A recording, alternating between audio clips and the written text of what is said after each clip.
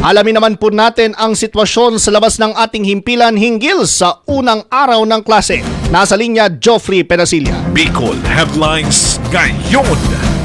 Joffrey, magandang umaga. Please come in. Yeah. Yes, JC, marinamrab ka ninyo ngamin.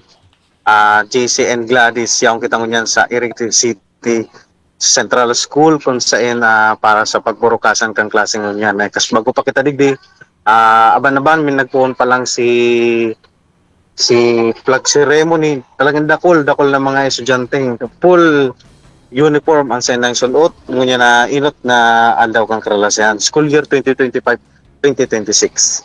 Kumusta naman ang lagay ng trapiko sa labas ng mga paaralan, Joffrey?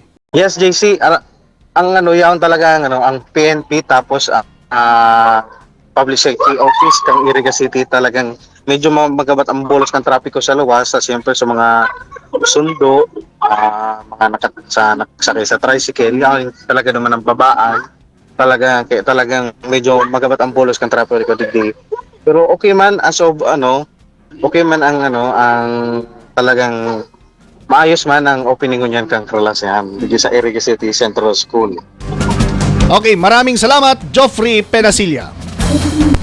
Rinconada News FM Patrol Report.